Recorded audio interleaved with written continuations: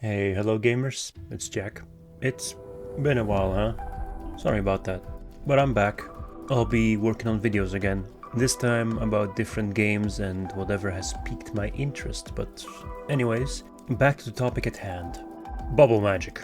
On the surface, this school of sorceries seems pretty insignificant. They're super slow, but they can hit hard. I really started loving these sorceries after playing this run with them. I'd also like to address one more thing. You can skip to this timestamp if you don't care about me talking about some spell catalysts. So a commenter mentions the Albinoric staff. It gets an S in arcane, so it should be pretty good, right? Well, it depends on the spell, and I believe the aberrant sorceries would benefit far more of this catalyst than the bubble spells, as aberrant sorceries get bleed, which scales with arcane if I'm not mistaken. Damage wise, the S in arcane is pretty enticing, but the Carian Regal Scepter gets far more sorcery scaling unless you get close to 80 in both intelligence and arcane, or somewhere near that. This staff could be better at higher levels, so yeah, I didn't pick up that staff, but should I do an aberrant sorcery run, this is the one I'm gonna get. Well, now that that is covered, rules are the same from the base run, and let's get into it. First things first, killing both Mog and Radahn. They both went down pretty fast as per usual, and I went into the DLC.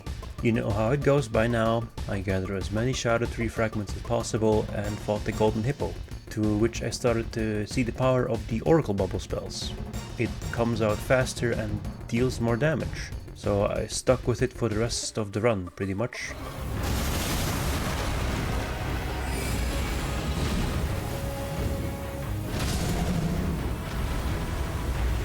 I probably should have used that spell a bit more in the base run. It's a lot better than I initially thought. With all that done, I went to the Shadow Keep and made it to Tablebane Tom? Yeah, that sounds good. And he did his thing. Subscribe or your table is next. Anyhow, I made my way to the top and claimed the grace before Messmer's throne room and made my way to Raw.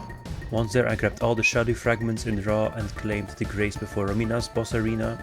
I made my way to Jori. Jori, as per usual, proved to be quite a formidable and annoying opponent thanks to his summons being incredibly annoying. Especially the jumping fat man. He breaks the gravestones that give me cover from all the holy arcs that continually come my way. With enough persistence, I beat him and got the 3 fragments in the woods.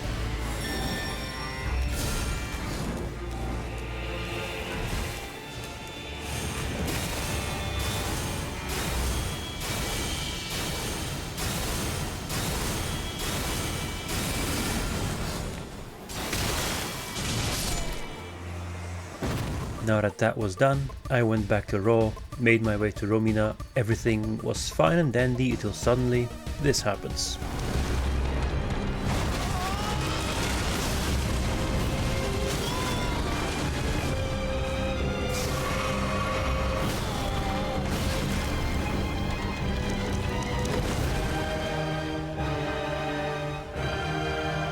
One hard reset and some attempts later, her erratic movement sometimes made it quite hard for the bubbles to hit her.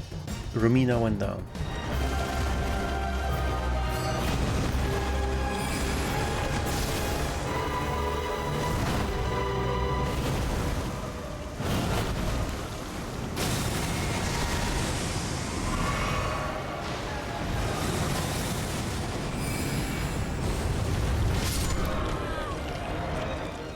Up next was Messmer.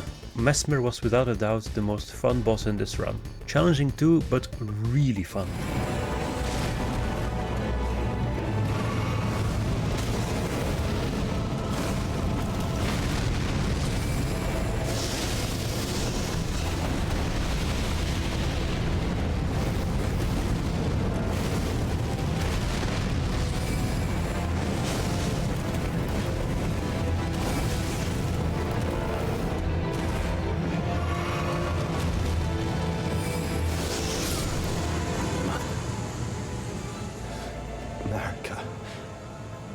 A curse upon thee.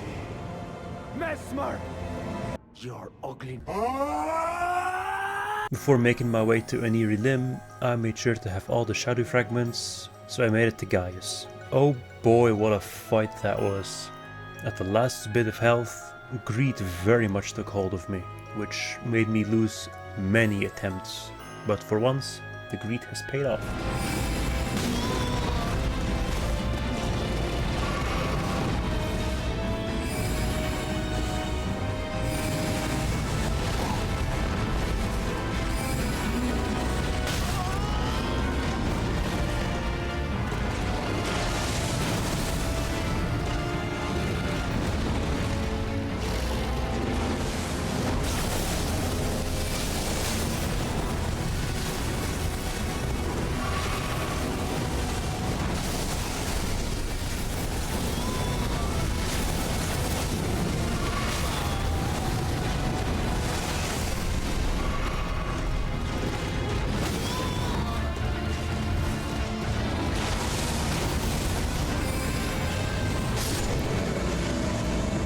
With that, I have all the fragments before Inir Elim, so I gathered the remaining fragments and made it to the Leda-gank. And to my absolute pleasure, the horn center was not there. Thank fuck he wasn't. The fight took so long, and I only fought the guaranteed 2. I don't want to imagine how long the fight would take if I added all participating members.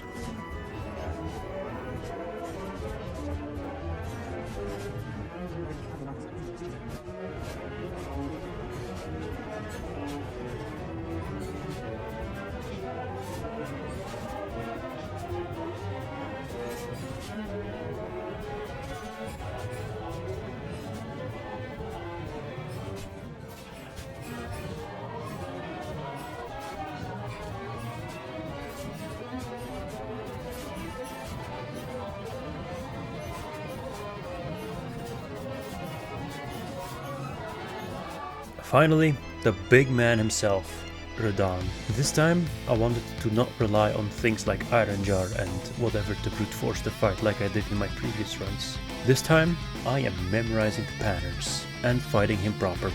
And boy was this really hard. I struggled a lot with the consort phase of the fight, thanks to the tricky Mikili hair. I bet you haven't heard that one before, huh? However, failure is the best teacher, and I learned to punish a couple of specific moves that barely give me enough time to counter.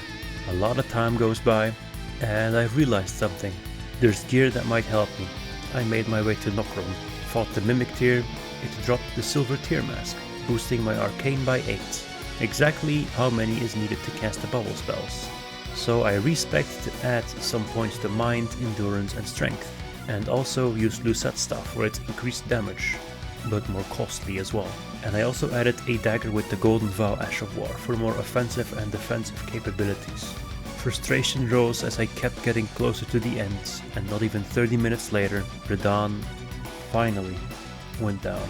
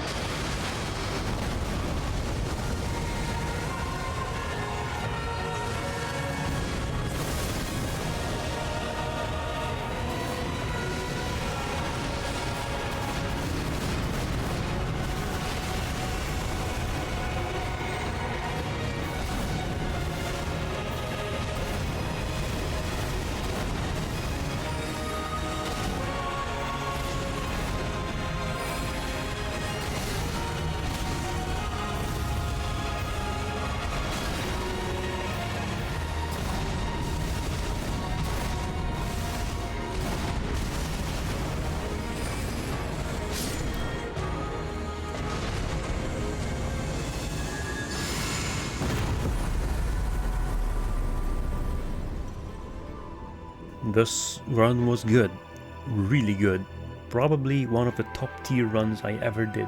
Highly recommend you try it if you're interested in doing a challenge run. With that being said, I am considering streaming again on either Twitch or YouTube.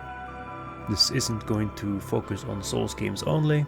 I want to try other games and maybe do some challenge runs there too.